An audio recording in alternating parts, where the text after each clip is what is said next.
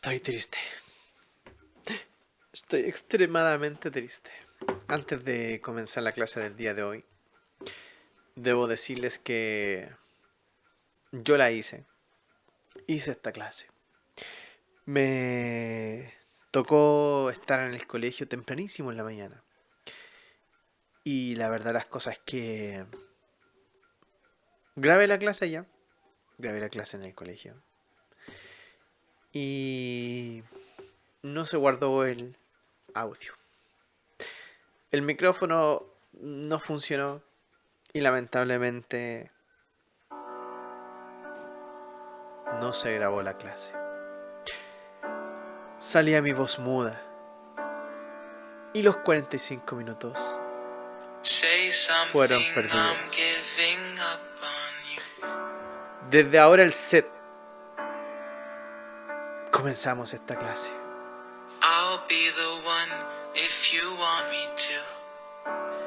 La canción no era esta con la que habíamos comenzado, pero estoy triste. Anywhere I would have followed you. Say something, say something, I'm giving up. A ver si YouTube me la bloquea esta vez, porque la última me la bloqueó completamente, ¿eh? Así que, pues tíos, con esta triste canción comenzamos el día de hoy. Esta segunda oportunidad que te ha dado la vida de hacer esta clase. La clase 22 del sexto básico. Sobre el periodo de reformas estructurales. Con esta pena que me embarga, vamos a comenzar el día de hoy. Porque dice así: Say something, I give it up for you. Ya, chao, se acabó la pena, chicos. Bueno, lo pisado fue. No fue re mal en la mañana. Así que, ahora sí, después de todo este tonteo, de toda esta tontería que ha pasado, tío, de no grabar la clase. De hecho, tengo hasta ganas de probar el micrófono, pero voy a pensar que está bien. ¡Comenzamos! Ahora sí. Clase número 22, periodo de reformas estructurales, 1958-1973, unidad 3, Chile en el siglo XX. Ahora sí, desde el estudio, con iluminación, con micrófono, con todo, comenzamos.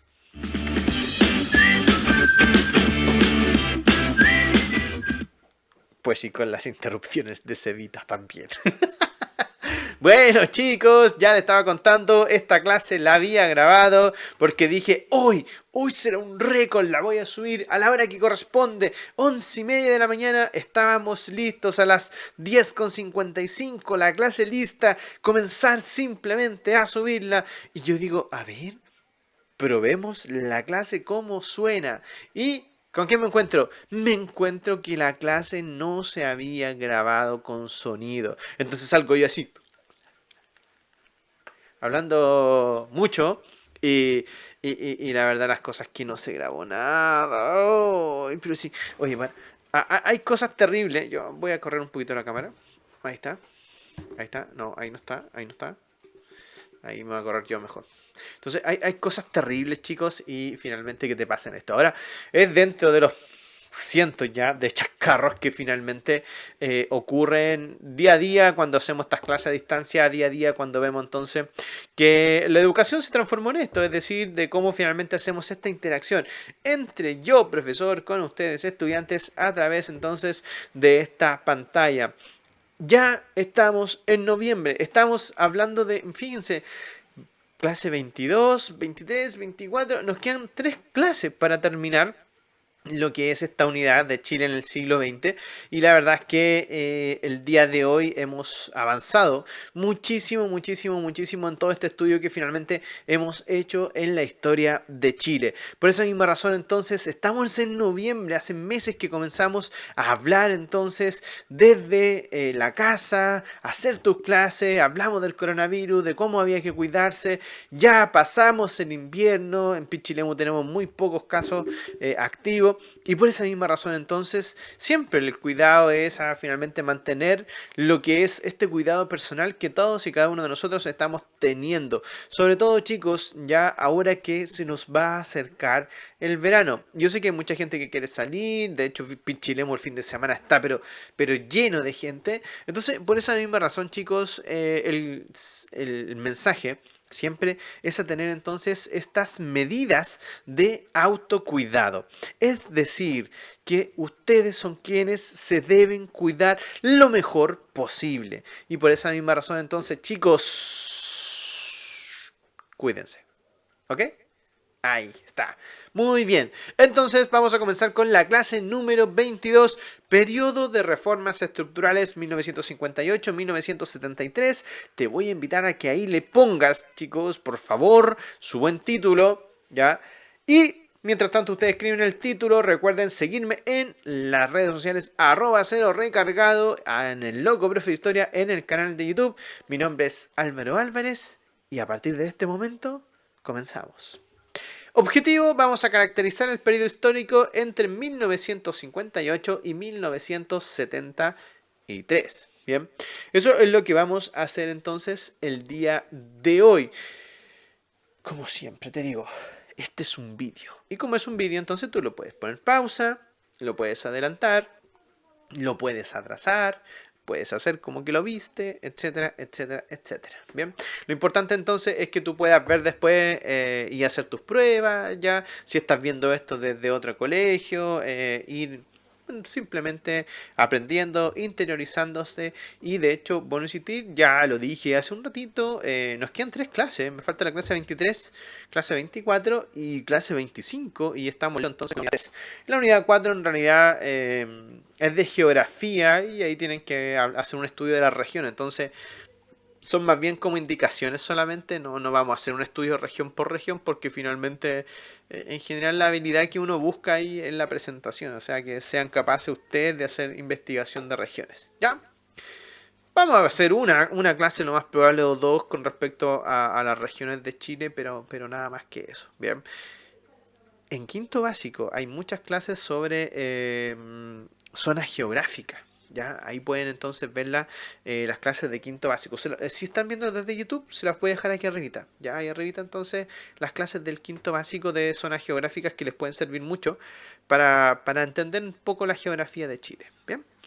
Con respecto entonces a la clase anterior, ahora sí, vamos a ver. Y arribita también está en YouTube. Previously in your history class. ¿Qué habíamos visto en la clase anterior? Vimos los gobiernos radicales. Ya desde el año 1929, con la crisis tremenda que se vino a Chile, vimos cómo comienza a afectar en nuestro país y que va a afectar no solamente desde el punto de vista económico, sino que también político y social. De allí entonces que los gobiernos radicales van a aparecer a través de lo que es el Frente Popular, ya la aparición de este Frente Popular, y que va a ganar las elecciones tras ya el mega condoro que se mandaron con la matanza del Seguro Obrero, donde Alessandri, recuerden que mandó a matar a estos chiquillos que eran nazis chilenos y les dijo no, que no quede ninguno vivo, mandó a los carabineros a matarlo. Y luego entonces Gustavo Ross finalmente no pudo acceder a la presidencia y que era quien iba a suceder entonces a Alessandri. Ahora, el tema está en que es bien importante esto. ¿Por qué? Porque de esa forma aparece el Frente Popular y ese Frente Popular toma el poder, llega a través de elecciones y finalmente gana. ¿Ya? Y aparece entonces Pedro Aguirre Cerda como el primer presidente del gobierno radical, ¿ya? Y a partir de eso entonces vamos a ver cómo se comienzan a configurar 3 bloques políticos en Chile. Un bloque en este caso de izquierda, ¿ya? Donde el Partido Comunista y el Partido Socialista se transforman ahora en una alternativa de poder, cosa impensada hace años atrás, ¿ya? Luego en el centro, ya donde vamos a ver la Falange, que posteriormente se va a transformar en la democracia cristiana, y luego entonces en la derecha, ¿ya? Y la derecha en realidad siempre va a seguir siendo la derecha desde el punto de vista de la oligarquía y del mundo del empresariado. Entonces, en ese sentido es bien interesante, chicos, cómo finalmente estos tres proyectos, tanto de centro, izquierda y de derecha, comienzan entonces a tener un protagonismo dentro de lo que es la vida política del país. Así entonces, ya es bien interesante porque estos gobiernos radicales van a comenzar entonces a hacer obras principalmente para poder implementar un nuevo modelo económico en nuestro país que le dé impulso a la industrialización. Y eso es lo que nosotros conocemos como el modelo Easy. Ahora, además de eso, en el año 1939, Pedro Aguirre Cerda va a crear la Corfo, es decir, la Corporación de Fomento. Además de eso, es bien interesante, chicos, porque luego se crean empresas como la CAP, Endesa, ya, y muchas otras que son potenciadas por parte de la Corfo. Y se dicta luego entonces la ley maldita, que es la Ley de Defensa Permanente de la Democracia, donde en el año 1948, en el marco de esta Guerra Fría, recuerden esta lucha entre Estados Unidos y la Unión Soviética, ya va a quedar el Partido Comunista en la clandestinidad, bien, porque Chile se va a poner bajo la sombra de los Estados Unidos. Allí entonces donde finalmente aparece la Corfo potenciando todas estas empresas y aparecen entonces empresas como Endesa, la ENAP, la CAP y la IANSA. Bien, empresas que hasta el día de hoy van a sobrevivir y que van a ser parte de nuestro sistema y modelo económico. ¿Qué hace la Denise Rosenthal aquí, hombre? Pues que alguien me puede explicar. ¿Ya? Y entonces vamos a ver que oye, ay, la Denise Rosenthal, hombre, me desconcentró. Ahí está. Y son empresas que hasta el día de hoy, chicos, son empresas privadas ahora, ¿ya? Pero que antes eran estatales. Y vamos a ver por qué. En algún momento se van a vender, ¿ya? Y allí entonces Laboratorios Chile, Pesquera Arauco, Industria Nacional de Neumáticos, Madeco, que es la manufactura de cobre, Entel, que es la empresa nacional de telecomunicaciones, e incluso TVN, es decir, Televisión Nacional de Chile, también entonces eran empresas del Estado. Y por eso entonces que después llega Ibáñez con su segundo gobierno en el año 1952, muy populista, ya, es decir, separándose de todo lo que es un discurso político, ya, él viene en este caso a hablar de que la política está desprestigiada porque finalmente hay mucho arreglín, hay muchas cosas de pasillo, que finalmente se utiliza solamente para pagar favores y que en ese sentido no está equivocado y eso es así, incluso hasta el día de hoy, ok. Entonces, en ese sentido es bien interesante porque finalmente se acaba esta alianza ya de los partidos radicales que estaban en el Frente Popular ya y aparece entonces Ibáñez. Ahora, el problema es que Ibáñez no va a poder hacer frente a esta crisis del modelo que finalmente nosotros vamos a ver a mediados del año 1950, ya altos niveles de inflación, porque aquí es donde está este enemigo implacable, poderoso, histórico de Chile, que es la inflación.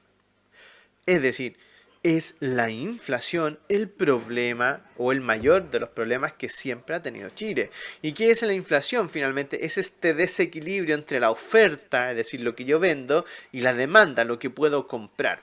Y entonces comienzan a haber aumentos de las importaciones porque finalmente no hay una capacidad de poder hacer industria acá y menos de hacer nuevos negocios. Y esa misma razón entonces hace que Chile comience a estancarse en cuanto a su crecimiento industrial, pero también entonces aumentando el desempleo. Y esto finalmente lleva a una crisis completa y rotunda de lo que va a ser el modelo de Ibáñez y que va a provocar entonces la aparición de nuevas formas para poder estructurar el Estado de Chile a través de nuevos gobiernos. ¿Y qué es lo que vamos a ver el día de hoy? Veamos, cuando hablamos entonces de los cambios estructurales, hay que entender, a ver, ¿cómo comienza esta cosa? Primero, entre esta época, entre el año 1958 y 1973, ocurren muchos cambios que lo que buscan finalmente es una alternativa de desarrollo. Es decir, lo que finalmente busca es que la solución capitalista que tenía Ibáñez no funciona. Y como no funciona el capitalismo para dar respuestas, finalmente aparecen nuevos proyectos de desarrollo. Un proyecto que es el de centro, ¿ya? Un proyecto que es el de la derecha y un proyecto que es el de izquierda. Y eso tiene que ver también respondiendo al contexto internacional que se está dando. Ahora, en ese sentido, estos cambios del panorama político ya comienzan a ver porque ya en el año 1956 se forma el Frente de Acción Popular, donde es un crossover, ya es una unión de partidos de izquierda, ya donde no solamente están socialistas y comunistas, sino que también entonces se incorporan otros grupos más pequeños y todo gira en torno a la figura de Salvador Allende. Bien, eso entonces por el lado de la izquierda. Luego tenemos la Falange Nacional, que se va a transformar en el año 1957 en un partido que es conocido hasta el día de hoy, porque todavía existe, en la Democracia Cristiana y que tiene un programa político ya más bien asociado al centro. Y por el otro lado entonces tenemos al Partido Conservador y el Partido Liberal, que son la derecha dura que tiene entonces en este momento el país, ya que tiene relación con lo oligarca, que tiene relación con lo empresariado, y por esa misma razón entonces es otra opción de proyecto político que tiene en ese momento el país. Y en la elección del año 1958, el que gana es el proyecto de derecha. Allí aparece Arturo Alessandri Rodríguez. Sí, es el hijo de El León, ¿ya? Entonces, Arturo Alessandri Rodríguez llega a la presidencia con un lema: la revolución de los gerentes.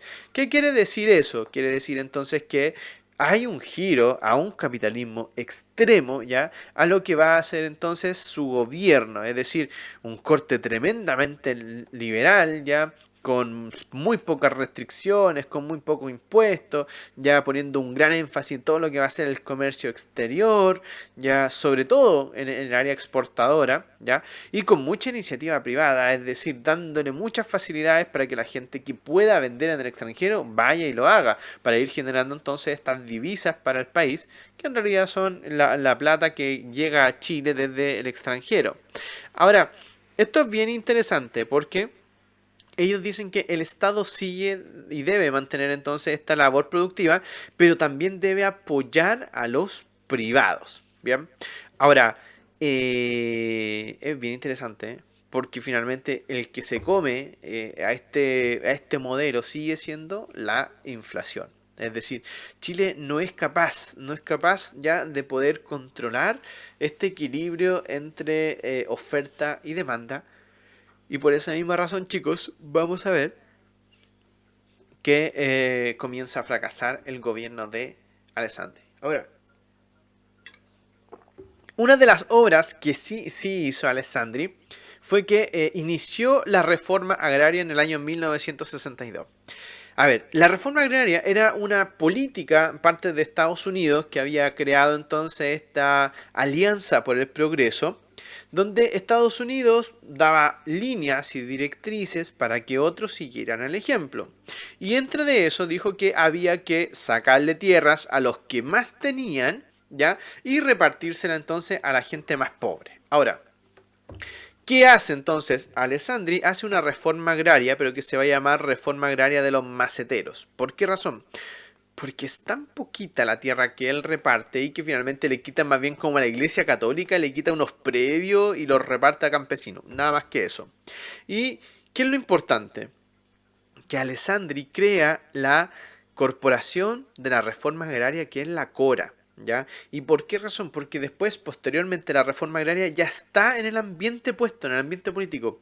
Otras personas van a comenzar entonces ¿a qué?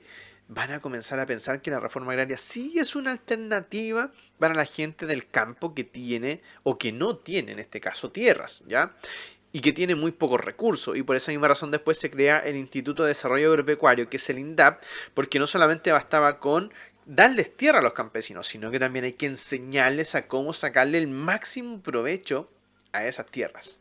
Ahora, no olviden, por favor chicos, aquí está enfrentándose Estados Unidos con la Unión Soviética en un mundo que está polarizado, es decir, esto se llama Guerra Fría. Por un lado tenemos a lo que es la URSS, ya, es decir, la Unión de Repúblicas Socialistas Soviéticas, y por el otro lado tenemos a Estados Unidos, es decir, Estados Unidos ya tiene un sistema económico liberal, ya donde es capitalista, donde está el libre mercado, donde está la propiedad privada, es decir, todo lo que Chile tiene. Chile está bajo entonces este mando de los Estados Unidos.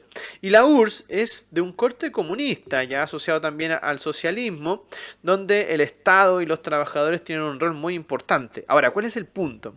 Que aparece la Revolución Cubana en el año 1959, se le cola a Estados Unidos en América, y finalmente en Cuba llegan guerrilleros ya a través de una guerra de guerrillas, toman el poder y finalmente llevan a cabo la revolución. Y esta guerra de guerrillas, ya con revolucionarios de corte de izquierda, es peligroso para Estados Unidos. Entonces Estados Unidos dice, a través de la Alianza del Progreso y la doctrina de la seguridad nacional, dice, yo voy a evitar a toda costa que finalmente la izquierda tome entonces algún país de América Latina, ¿ya?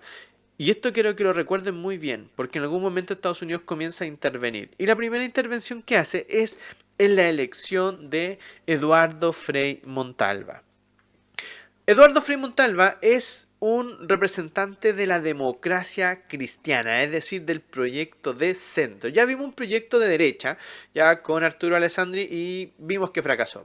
Ahora vamos a ver un proyecto de centro, es decir, por eso que hablamos de reformas estructurales, porque se trató con Alessandri de hacer un cambio, ¿ya? Pero finalmente no se logró. Luego, con Eduardo Frei, ahora vamos a ver cuál va a ser esta revolución que él va a querer hacer de estos cambios, y posteriormente entonces vamos a ver cuál va a ser el proyecto de izquierda que también quiere hacer estos cambios estructurales, es decir, cambios en la forma en la que se organiza el país y en la que produce el país. Ahora, en la elección presidencial del año 1964 estaba Julio Durán, que representaba a la derecha, al Partido Radical, Liberal, Conservador, es decir, finalmente a lo que es el sector de la derecha. Luego Eduardo Frei, que tenía el apoyo de la democracia cristiana, recuerden que era un partido que se había creado en el año 1959, que venía desde la Falange, y que luego entonces se crea ya este partido demócrata cristiano. Y luego entonces, por este otro lado, tenemos al Frente de Acción Popular, donde está el Partido Comunista y el Partido Socialista, ya que tenía su candidato Salvador Allende. Ahora, ojo, vemos ahora un proyecto de centro, que va a ganar con el 56,8% de los votos, pero donde Estados Unidos apoya económicamente la campaña de Eduardo Frei. Es decir, Estados Unidos interviene económicamente para que Salvador Allende no llegue al poder, porque ahí es donde está el peligro para Estados Unidos, es decir, en Salvador Allende, porque es un gobierno de izquierda más bien asociado o más amigo de la Unión Soviética que de Estados Unidos. Entonces por eso ahí le ponen la ficha a Eduardo Frei, y Eduardo Frei sale entonces como presidente de Chile, sale electo como presidente de Chile. Ahora, ¿en qué consiste el proyecto entonces de la democracia cristiana? Primero, ellos tienen un ideal político de humanismo cristiano basado en las encíclicas papales, es decir, en los mensajes que entregan los papas para todos sus feligreses.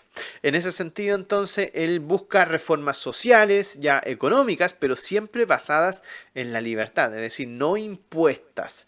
Ahora, hay un gran sentido del comunitarismo, es decir, de poder vivir en comunidad, de hacer cosas en conjunto, ya son democráticos, son antioligarcas, es decir, no están a favor de la oligarquía y de estos grandes empresarios que tienen todo el poder, y menos de los imperialistas, que finalmente son los que crean grandes empresas y que controlan absolutamente todo. O sea, no, ellos están en contra de eso.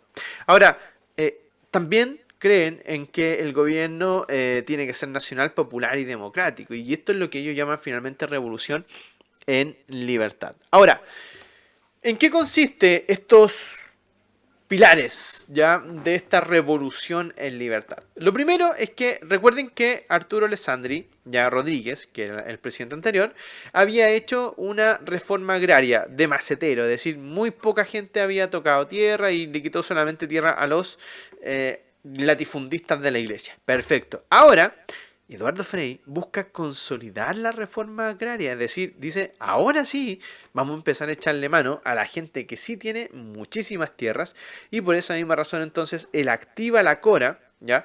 Que es la Corporación de Reforma Agraria, y a partir de eso entonces se comienzan a entregar más tierras, ¿ya? Es decir, aquí hay un cambio estructural tremendo, es decir, comienza a la persona que más tierra tiene, pum, le voy a quitar y finalmente se la voy a dar a quienes no tienen. Ahora, además de eso, hay todo un cambio respecto entonces a la promoción popular y de cómo se debería trabajar desde las bases, es decir, desde la participación de todos, a través de, por ejemplo, centro de estudiantes, juntas de vecinos, ¿ya? Y lo que es, por ejemplo, centro de madres. O sea, la idea es que finalmente comencemos todos a hablar de política, seamos parte de la participación ciudadana en cada una de nuestras organizaciones. Y eso es bien interesante porque finalmente comienza a empoderar políticamente a todo un país. ¿Ok? Luego aparece el concepto de la chilenización del cobre, es decir, ¿se recuerdan que hace un tiempo atrás nosotros hablamos que Balmaceda quería nacionalizar el salitre y que por esa misma razón le hicieron una guerra civil y que terminó él suicidándose? Bueno, Eduardo Frei dice, mira, la nacionalización la veo difícil porque de hecho son muchos intereses económicos, se van a ir contra uno, ya sé lo que le pasó a Balmaceda, pero lo que sí podríamos hacer es la chilenización del cobre. ¿Qué significa eso? Significa que nosotros podemos ser parte y dueños del 51% del cobre, es decir, que por lo menos la mitad del cobre de Chile sea de Chile, ¿ya? Y entonces lleva a cabo toda una política para poder finalmente chilenizar el cobre. Luego también crea el Ministerio de Vivienda y Urbanismo, lo que es el MIMBU, creando entonces una política de vivienda. ¿Por qué? Porque el Estado de Chile tiene que hacerse cargo cuando las personas no tienen casa y no tienen cómo optar a ella, y a partir de eso entonces crea el Ministerio de Vivienda y Urbanismo, las cuales van a dar soluciones habitacionales a personas entonces con alta vulnerabilidad, en realidad mucha pobreza, que es el concepto que se armaba o se hablaba en ese entonces. Luego se crea también el ODEPLAN, se crean las obras públicas, el ministerio, o sea, se trabaja entonces con obras públicas, ya, y comienza también a crearse el aeropuerto en Santiago. Y finalmente comienza una ampliación del sufragio, ya, y luego la política más importante es la reforma educacional, donde en esta reforma educacional vamos a ver varios elementos que lo que van a buscar es garantizar el acceso a todos a la educación. ¿Cómo se hace eso? Primero, a través de la creación de la Junta Nacional de Auxilio Escolar y Becas, que nosotros conocemos hasta el día de hoy como la JUNAEP. Y la JUNAEP la hizo Eduardo Frei con la posibilidad de que cada uno de los estudiantes pudiese tener ayuda en caso entonces de poder necesitarla cuando vaya a estudiar, cuando esté en los colegios, etcétera, etcétera, etcétera. Es decir, lo que busca Eduardo Frei es que ningún niño no tenga la posibilidad finalmente de poder estudiar si es que él quiere estudiar. Y además, crea toda una política para crear la conciencia de la importancia de la educación desde la primera infancia, y para eso también crea la Junta Nacional de Jardines Infantiles, que hasta el día de hoy también es conocida como la JUNJI. Bien, o sea, de verdad que Frei lo que pensaba es que la educación es el motor finalmente del cambio y de la maduración de una sociedad. Ahora, además de eso, él reordena todo lo que es la reforma educacional a través de lo que va a ser, por ejemplo, que la educación básica dura 8 años, que va a ser de primero a octavo, la educación media va a tener 4 cursos, es decir, de primero a cuarto medio, se crean los colegios científico-humanistas, pero también los colegios técnicos profesionales, para que pueda salir un niño ya de cuarto medio con un título profesional de nivel medio, ya que son los técnicos profesionales. Luego, también, para no dejar a los adultos de lado, dicen, mira, ¿sabes qué? Vamos a dedicarnos también a capacitar a los adultos, y para eso vamos a formar el Instituto Nacional de Capacitación Profesional, que nosotros conocemos como el INACAP. Bien, entonces el INACAP era del Estado y finalmente era parte de lo que es esta reforma educacional que hizo Frei Montalva. Y luego entonces, para que los profesores pudieran hacer investigación y saber qué es lo que sucede en nuestras aulas, se crea el CPIP, que es el Centro de Perfeccionamiento y Experimentación e Investigaciones Pedagógicas que tiene el Ministerio de Educación. Es decir, crea todo un armazón, ya finalmente, para que la educación sea ya una opción viable para cualquier persona que quiera estudiar. Y es más, allí incluso él dice, para que no sea un tema tan fácil para los que tienen plata y los que no tienen plata, crea entonces la prueba de actitud académica, ¿bien? Lo cual va a ser entonces la vía de acceso universal a la universidad, ¿bien? Y ahí entonces nosotros vamos a ver que en el año 1966 el Estado de Chile finalmente obtiene el 51% de las propiedades de las mineras en Chuquicamata, El Salvador, El Potrerillo, ya, y es bien interesante porque Chile ya es parte de la Organización Internacional de Países Productores y Exportadores de Cobre, ya, donde Chile se asocia con capitales privados, es decir, haciendo empresas mixtas, es decir, que tienen platas estatales del Estado de Chile, pero también platas privadas, ¿ya? Y es bien interesante porque finalmente le compra a Kennewood, Cerro Corporation y Anaconda Corporation, ¿ya? Lo que va a hacer entonces el cobre que hasta ese momento entonces estaba en manos de los privados. Ahora, esto es tremendamente interesante porque finalmente lo que busca esta chilenización del cobre es avanzar hacia la nacionalización. Pero recuerden, no se puede hablar de nacionalización porque ya saben lo que le pasó a Balmaceda. Y ahí aparece entonces la reforma agraria, ya que habíamos visto que el 36% en este caso de la tierra era explotada, entonces había casi un 64% de tierra que nadie la utilizaba, o sea, no se explotaba. Y entonces, ¿cuál era la justificación? Es que, claro, el patrón no la quería explotar y por esa misma razón los campesinos eran pobres porque no tenían tierras, ¿ya? Ahora hay que entender que solo el 7% de la población era dueña de casi el 80% de la tierra. Es decir, había muy pocas personas ya que eran dueños de la tierra y por esa misma razón entonces se hacía necesaria una reforma agraria. Es decir, los campesinos simplemente vivían como peones, vivían como inquilinos, no había tecnología en el campo, no se estaba produciendo lo que se podría producirse y por esa misma razón entonces dicen, no, ¿sabes qué? Aquí hay que ponerle mano a la reforma agraria, es decir, pescar las haciendas y comenzar entonces a repartirle tierra a los campesinos para que sí le saquen provecho a estas. ¿Cuál es el problema? Lo primero, o sea, los hacendados finalmente comienzan a rechazar esta política ya y es bien interesante. Ya, porque la Sociedad Nacional de Agricultura, la Confederación de Producción y Comercio, también se oponen a esto, ¿bien?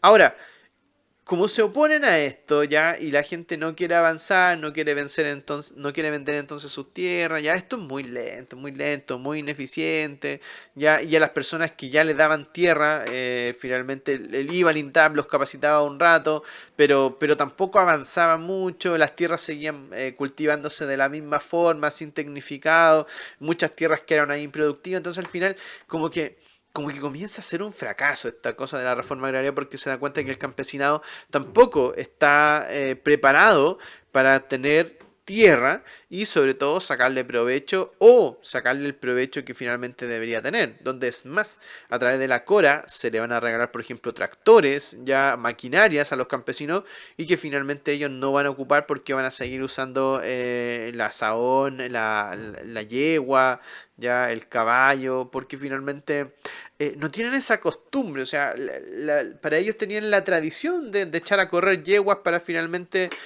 hacer la trilla y no usar una maquinaria, tampoco para sembrar, ellos pasaban el arado, el tractor lo tenían ahí botado, entonces, claro, al final comienza la Cora a fracasar en ese sentido porque, ok, por un lado los hacendados no quieren entregar sus tierras, pero por otro lado las tierras que se entregan tampoco se les sacan provecho. Entonces ahí es donde dice, wow, parece que la reforma agraria no es tan buena idea, ¿ya?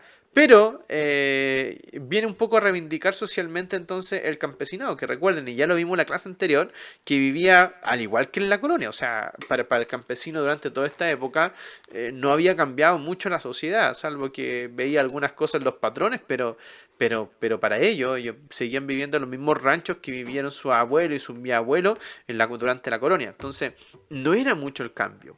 Y esto va a hacer que finalmente aparezcan distintos movimientos sociales, ¿ya? Movimientos sociales, ojo, a todo orden y a todo nivel. Por ejemplo, el movimiento obrero. Ya aparece entonces el mayor aumento de la sindicalización, es decir, de la unión de trabajadores. Ya comienzan a haber entonces distintas huelgas que para variar son reprimidas con matanza. Ya luego aparece el movimiento poblacional, donde comienzan a tomarse terrenos porque hay mucha gente que no tiene casa, que quiere una vivienda y comienzan entonces a tomar terrenos y aparecen los famosos tomas y campamentos, ¿ya? Luego aparece el movimiento estudiantil que busca una democratización de las universidades y a eso súmale el movimiento del campesino que vuelven a tomarse terrenos porque ven que la Cora ya avanza muy lento con el tema de la reforma agraria, ¿ya? Y para variar los campesinos entonces comienzan a ocupar terrenos de manera muy violenta y eso hace que los hacendados contraten ya montoneras o grupos de personas armadas para defender sus predios, ya, y entonces comienza toda una lucha respecto a lo que va a ser los predios y los terrenos. Ahora, en ese sentido, ya aparece también un movimiento militar, porque hasta este momento, recuerden que no habíamos visto los militares en la escena política desde hace ya harto tiempo, desde la matanza del Seguro Obrero, cuando vimos los carabineros matando a los chiquillos, pero ya no habíamos visto los militares desde Ibáñez. Entonces, aquí aparece entonces el primer movimiento que es el Tacnazo con Roberto Viux y que finalmente trata de hacer un golpe de estado, pero que no funciona. Ahora, esto es un llamado porque finalmente se les va a preguntar a los militares, ya, y René Schneider va a tener esa visión, es decir, que los militares no se tienen que meter en política, ¿bien? ¿Por qué? Porque de hecho Chile ya estaba madurando hacia que los militares tenían que dejar que simplemente ya los políticos hicieran su pega y ellos simplemente estaban finalmente para lo que el poder político decida con ellos. Pero no que los militares deberían meterse en política. Bien, allí aparece entonces el triunfo de la unidad popular. Entonces, ¿por qué? Porque mucha gente tenía mucha ilusión en lo que era el gobierno de Eduardo Frei Montalva, si bien avanzó mucho en algunas áreas, pero finalmente hubo mucha decepción en otras. Y eso va a hacer entonces que el proyecto de lo que es el centro comienza entonces a caer en desconfianza y decir, no, ¿sabes qué pasa? Que el proyecto de centro no era viable, ¿bien? Y por esa misma razón entonces comienzan a repartirse ahora los porcentajes en la siguiente elección. Y ojo, ¿por qué? Porque cuando con el candidato anterior tenía 38% de los votos, es decir, baja un poquito ya en cuanto a su voto histórico, que estaban siempre en el 36 al 38, era más o menos lo histórico. Ahora, el punto está en que acá, con una mayoría simple, tú salías presidente de Chile, o sea, no tenías que tener el 50% más uno, no había segunda vuelta, era simplemente, tenías que tener la mayoría simple. Ahora, ¿cuál es el problema? De que si tenía menos de 2% de diferencia con el otro candidato, el Congreso tenía que ratificarlo. ¿Bien? Ahora, allí es donde Jorge Alessandri ya obtiene casi el 35% de los votos con el 36% que tenía Allende. Y fíjense que bajó mucho el porcentaje de la democracia cristiana, porque claro, no había cumplido las expectativas el gobierno de Frei Montalva. Y entonces se transforma Salvador Allende en una alternativa con su revolución con sabor a empanada y vino tinto, que es la vía chilena al socialismo. Es decir, llegar un socialista, ya es decir, de izquierda, al poder, a la presidencia, a través de elecciones populares, eso es algo que nadie lo había hecho. Ya que nadie había llegado al poder entonces, menos durante la Guerra Fría, ya a través de las elecciones. Ya habíamos visto que la Revolución Cubana lo hizo a través de las armas, ya, y así suma y sigue. Pero nadie lo había hecho a través de las urnas. Y finalmente Salvador Allende lo hace. Ahora, ¿con quién tienen que pactar para que finalmente apruebe el Congreso su nombramiento? Con la democracia cristiana, es decir, con este partido de centro, centro izquierda, ¿ya? Que finalmente le pide ya en este caso al presidente Allende ciertas garantías ya, y a partir de eso firman el Estatuto de Garantías Constitucionales, donde claro, la democracia cristiana tiene miedo de que en algún momento Allende se ponga muy comunista, ya. Recuerden que él está a través de la Unidad Popular, es decir, está con socialistas y con los comunistas. Entonces claro, los socialistas no son tan extremos como si los comunistas u otros grupos. Entonces, como que la DC tiene miedo a que se vaya muy, muy, muy a la extrema izquierda. Y por esa misma razón, entonces, le pide ya que respete el Estado de Derecho. Es decir, que lo que está en la Constitución finalmente sea lo que se respete. Ya, y que todas estas reformas más radicales que tenía Allende las pare y las frene y digan, oye, ¿sabe que ya? Pero esto no, porque esto está muy cuático. Ya, perfecto. Y entonces de esa forma hacen este acuerdo con la democracia cristiana. Y el 24 de octubre finalmente se lleva a cabo la ratificación por parte del Congreso y el presidente Allende se transforma en presidente de Chile, comenzando la vía chilena al socialismo. Esta revolución con sabor a empanada y vino tinto. Ahora, dentro de las medidas, chicos, que hace, bueno, tienen en total 40 medidas que buscan distintas áreas, tanto económicas, sociales, políticas, etcétera, etcétera. Es más, se pensó hacer en algún momento una constitución que fuese organizada ya en cuanto al pueblo, con una asamblea del pueblo, con una nueva constitución que en el año 1972 estaba ya redactándose, incluso estaba lista. Y vamos a ver que la cosa parece que no va a ir tan bien porque en cuanto a su programa político ya y económico, vamos a ver que tiene distintas áreas de desarrollo. La primera área de desarrollo es la propiedad social. Es decir, que aquí viene la nacionalización ya de ciertos productos esenciales para Chile como son, por ejemplo, el cobre. Y aquí está el cobre. Es decir, cuando hablamos de la nacionalización, lo que busca el presidente Allende es finalmente tomar el cobre y que el 100% del cobre sea chileno. ¿Ok? Luego también dice, pero ¿puede haber propiedad privada? Sí, obvio que puede haber propiedad privada. Y eso son las pequeñas y medianas empresas, ya que son las pymes. O sea, no hay ningún problema que existan las pymes. Luego también hay, en este caso, propiedad mixta, sí, donde el Estado es uno de los socios activos. Ya hay dentro de las empresas, como por ejemplo que habíamos visto en Endesa, o sea, se pueden sumar, o en Entel, se pueden sumar capitales privados, ya, pero el Estado sigue siendo un rol activo.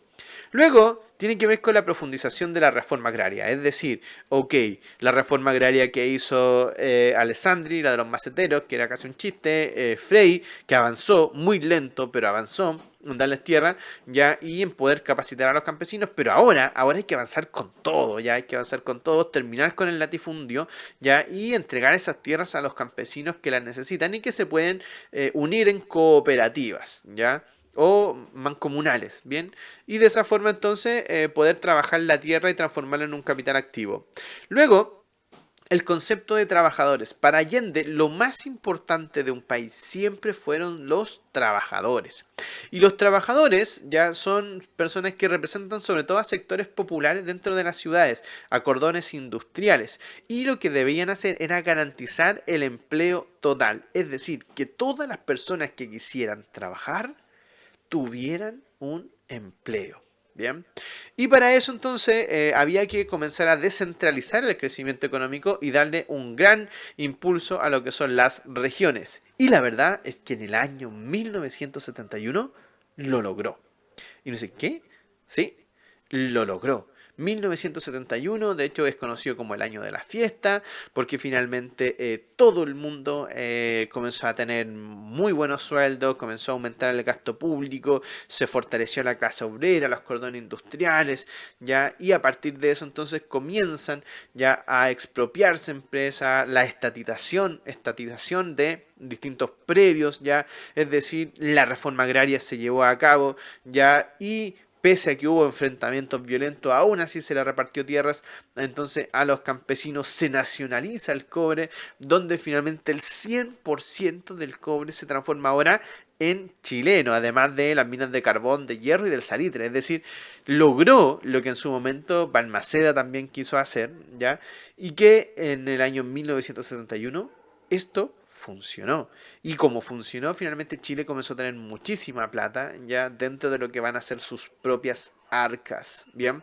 Y uno pensaba y decía, wow, de verdad esta cosa va muy bien, esta cosa está feliz, porque ya de hecho hay gente que está trabajando muy bien, hay mucho trabajo, hay mucho dinero, la cosa va avanzando súper bien.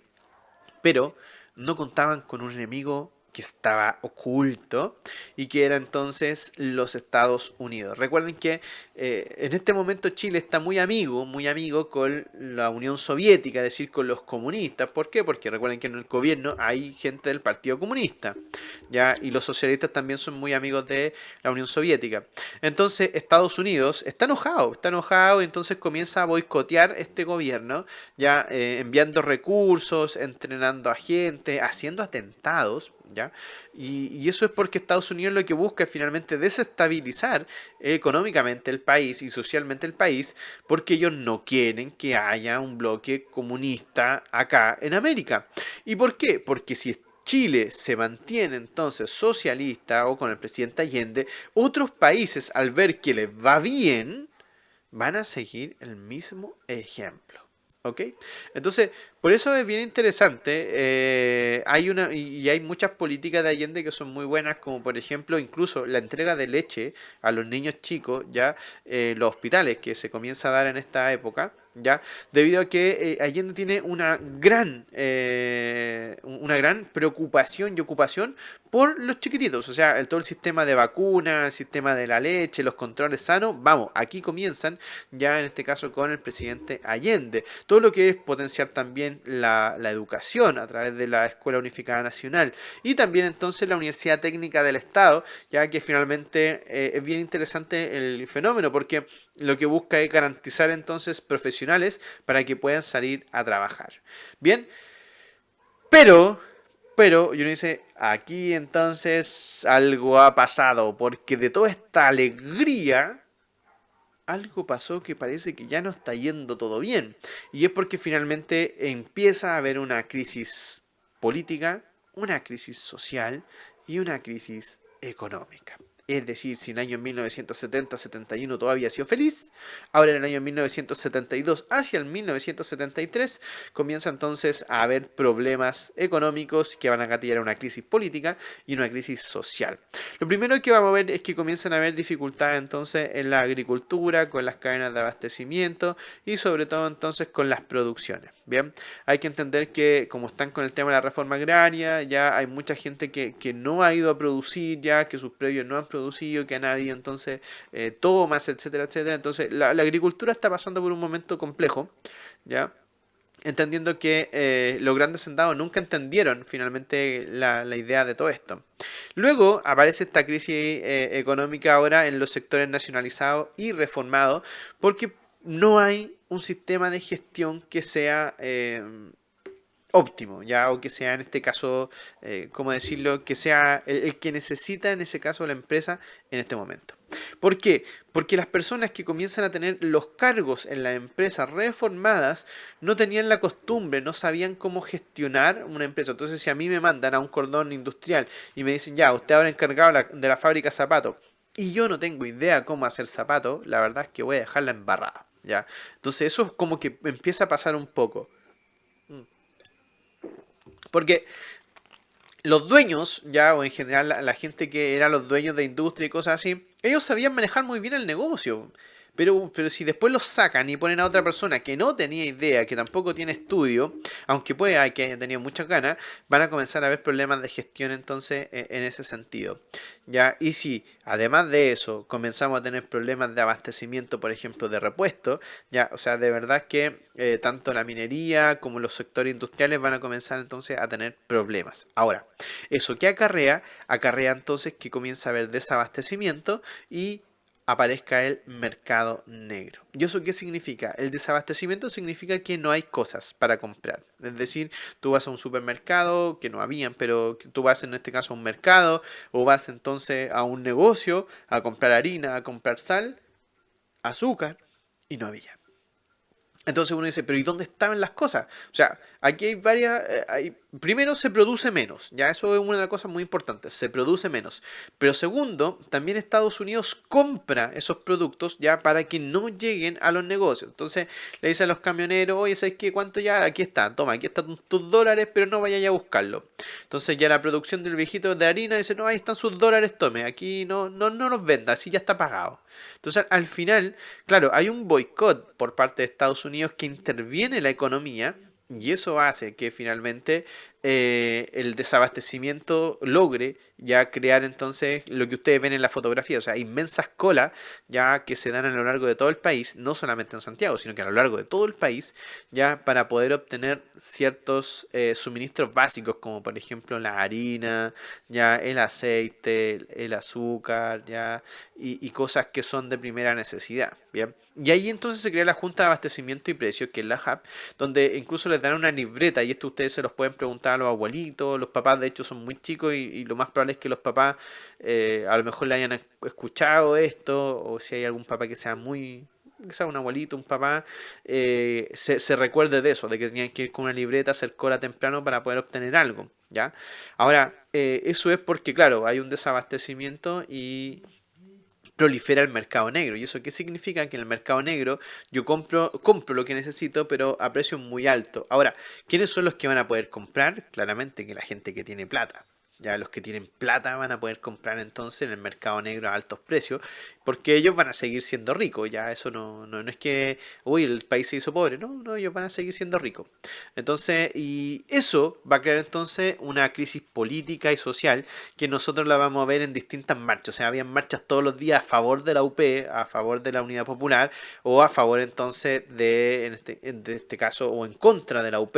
¿Ya? Y eso hace que Chile comience a polarizarse. ¿Qué significa eso?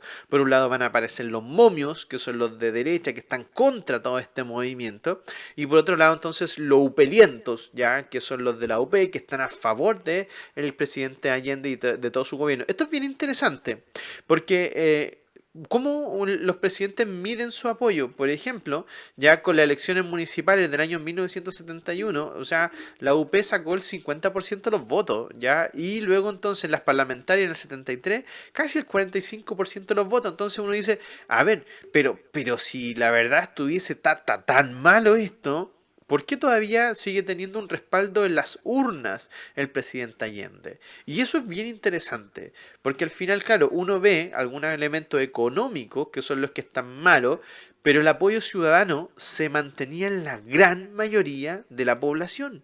Entonces ahí es donde uno comienza a mover, a ver, que al final esta polarización no era tanto, no era como 50-50, 50 de para acá y 50 para allá. Hay una polarización, claramente, pero que es un grupo muy pequeño, que es el de la derecha, contra un grupo muy grande, que es el de la izquierda, que aproximadamente es como el 50% en este momento del país. Entonces, esto es bien interesante, porque finalmente acá uno comienza a ver cómo esta polarización, chicos, sobre todo en el año 1973, a comienzos del año 1973, ya comienza a oler así y a escucharse ruidos de sable. Es decir, se comienza a apurar a un golpe de estado, comienzan a hablar con los militares para que los militares se metan ahora en política, ya para que tomen el poder. Incluso es más, hasta la democracia cristiana comienza entonces ya a desligarse de este apoyo que se le había dado al gobierno de Allende y comienza a hablar ahora con los militares para que hagan un golpe de estado, ¿ya? Entonces, es bien interesante porque acá ocurre una polarización, pero yo vuelvo a insistir, no creen que el 50 y 50 la gente está polarizada. Hay un grupo muy pequeño que es de la derecha que está polarizado contra, en este caso, el gobierno de la Unidad Popular. Pero ellos tienen armas, ya a través de un movimiento que se llama Patria Libertad, y el MIR, por otro lado, que también tiene, es un movimiento armado, pero de izquierda, ya, pero que los dos no alcanzan a hacer una guerra civil entre ellos, ¿ya? Es decir, son grupos de chiquillos que tienen armas y se creen guerrilleros, pero que no alcanzan más allá de eso, ¿ok? Y entonces aquí saben que la única persona o la única institución que puede decir algo es el ejército, ¿ya? Y en algún momento se busca finalmente que el ejército comience a plantear y a crear entonces un golpe de estado. Bien, ahora, ¿dónde nosotros lo vamos a poder? Fíjense, acá la polarización se ve en las colas que hay para el racionamiento, la marcha a las cacerolas, es decir, había gente que estaba en contra, otros que estaban a favor, pero esto era una polarización tremenda, es decir, unas luchas tremendas, pelea a combo, a cachetada limpia, para defender a uno u otro bando y que se mostraban entonces en las calles. Ahora, acá En el último año del gobierno del presidente Allende comienza a ponerse ya la cosa mucho más fea. Es decir, de todo lo que vimos del año 1971 ya al año 73 era muy, muy, muy distinto. Está todo mucho más oscuro, ya mucho más complejo. Ya incluso ocurre el tanquetazo donde el coronel Roberto Soper ya va a tratar de hacer un golpe de estado ya frente a Allende. Y entonces el general Pratt lo detiene y se acaba el tanquetazo. Pero eso va a tener repercusiones porque posteriormente entonces el general Pratt va a ser asesinado, ¿ya? Y es más, él va a terminar renunciando a la comandancia y ahí después posteriormente va a ser asesinado. Ahora, ¿cuándo comienza ya la Fuerza Armada a convencerse un poco de que es necesaria la intervención? A partir entonces de lo que es la Escuela Nacional Unificada, que buscaba descentralizar la educación y terminar con la educación privada, especialmente con lo que era la educación de las congregaciones, es decir, de la educación religiosa, porque la Unidad Popular quería transformar la educación en una educación laica, es decir, que no te adoctrinaran ya desde el punto de vista educativo ya en estas instituciones. Ahora, eso claramente que las Fuerzas Armadas, que son mayoritariamente católicos, se van a oponer, para qué decir la Iglesia Católica, que también se opuso, ya, y por esa misma razón entonces ellos decían que esto restringía la libertad de enseñanza y de hacer lo que ellos quisieran con su hijo, y eso va a hacer entonces que digan, no, es que parece que la UP se le está pasando la mano, ¿bien? Ahora, aquí es donde ya comienzan los ruidos de sable, comienzan ya a ver que sí va a haber un golpe de estado y entonces hay marinos ya que comienzan a denunciar que en la Armada de Chile ya se estaba gestando un golpe de estado. Ahora, allí es donde renuncia el capitán, en este caso el general Prats, Carlos Prats, que incluso después va a ser asesinado, ¿ya? Y va a ser reemplazado por Augusto Pinochet Ugarte. Que Augusto Pinochet no se había mostrado ni a favor ni en contra de nada, sino que él tenía esa tesis de la neutralidad, en este caso de los militares, y por eso entonces Allende lo acoge y lo tiene con mucha confianza, ¿ya? Es decir, es casi una mano derecha del presidente y lo quiere mucho a Augusto, entonces, y él está ahí como comandante en jefe del ejército. Ahora, el 24 de agosto, la oposición, ya es decir, la democracia cristiana más los partidos de derecha, hicieron una acusación constitucional contra Allende, porque finalmente lo acusan de que ya había sobrepasado los límites de la legalidad y todo lo demás. Ahora, recuerden que las acusaciones constitucionales van al Congreso y si en el Congreso tienen mayoría y no se aprueba, chao, o sea, hasta ahí llegan nomás. Entonces ven que la vía legal de sacar al presidente Allende ya no es la forma. Y por esa misma razón entonces ya las Fuerzas Armadas comienzan a hacer y a planificar un golpe de Estado. Bien. Ahora, Pinochet tiene información privilegiada porque Pinochet está al lado en la mano derecha que tiene entonces el presidente Allende. Y el día 9 de septiembre le dicen a Augusto, oye Augusto, mira, ¿sabes qué? Nosotros vamos a hacer un golpe de estado. Ya ahí estaba Merino con otros personajes más, ya, pero estaba ahí la gente de la aviación, de la marina y de carabineros. Ya, y les dice, oye Augusto, oye, súmate a esta cuestión porque si no te vayáis contra nosotros y esto va a quedar feo. Entonces, y lo presionan para que se sume a lo que va a ser este golpe de Estado. Ahora, esto es bien interesante porque el 10 de septiembre el presidente Allende le dice a Augusto, le dice, oye Augusto, ¿sabes qué? Voy a citar para un plebiscito el día 18 para que... Voy a preguntar, ya sé que la cosa está tan polarizada, está tan rara, que voy a preguntar a la ciudadanía, ¿qué quieren? ¿Quieren que siga o quieren que me vaya? Si me dicen que me voy nomás. Y entonces, si dicen que sigo, sigo, pero con el apoyo ciudadano. El presidente Allende siempre pensaba en las urnas, ya que eran la opción de mantenerse en el poder, y jamás pensó que al decir eso, Augusto Pinochet iba a decirle a sus camaradas, chiquillos, este compadre va a hacer un llamado ya a un plebiscito, así que el golpe de estado que estaba planificado para el 14 de septiembre lo tenemos que hacer mañana. Y entonces el día 11 de septiembre, Augusto Pinochet, Merino y las otras ramas de las Fuerzas Armadas harán un golpe de estado. Un golpe de estado contra el presidente Allende. Pero eso lo vamos a ver en la próxima clase. Bien chicos, ahí está entonces la clase del día de hoy. ¡Wow! Reformas estructurales con todo, si no para qué. Bien. Vamos a dejar la clase hasta el día de hoy, hasta aquí. Vamos a continuar la próxima porque vamos a ver en qué terminó este 11 de septiembre ya del año 1973. Pero antes de eso te voy a dejar una pequeña actividad. 4 preguntitas muy facilitas. 1. ¿Qué reforma realizó Eduardo Frei Montalva? 2. ¿Cuáles fueron las obras más importantes de Eduardo Frei y Salvador Allende? 3. ¿Por qué se llama este periodo reformas estructurales? ¿Qué cambios se querían hacer que eran tan estructurales? Y 4. ¿Qué problemas llevan finalmente al fracaso del gobierno de Salvador Allende? ¿Ok? Ahí está. Facilito de todo lo que hemos visto el día de hoy en clases. Bien, eso chicos ha sido la clase número 22 de este periodo de reformas estructurales del año 1958-1973. Una clase de verdad que fue agotadora. Ya 2 veces hacerla, mi garganta ya me duele y de hecho yo te doy las gracias por haber estado el día de hoy acá viendo esta clase y sobre todo entonces por acompañarnos durante todas estas ya 22 clases que llevamos del 6º año básico hablando de historia de Chile y también de lo que es ciudadanía, etcétera, etcétera, etcétera. Así que muchísimas gracias por haber estado el día de hoy en esta clase. No me queda más que vuelvo a insistirte, agradecerte porque estás el día de hoy viendo esta clase. Me vas a seguir en las redes sociales @0recargado, ¿ya? Y en el Loco Profe de Historia, ahí en el canal de YouTube. Así que de antemano ya te lo agradezco por todo el apoyo, la buena onda también de tu like, tu buen post, ya el compartir entonces esta clase para que más niños puedan verla al igual que tú. Así que mi nombre es Álvaro Álvarez. Con esto me despido y será hasta la próxima semana donde ya estamos terminando entonces y acercándonos al presente en la historia de Chile. Pero no te pierdas la próxima semana. Vamos a ver entonces una nueva clase de este Chile en el siglo XX. Mi nombre es Álvaro Álvarez, el Loco Profe Historia, @0recargado, profe-álvaro en el canal de Twitch y nos vemos.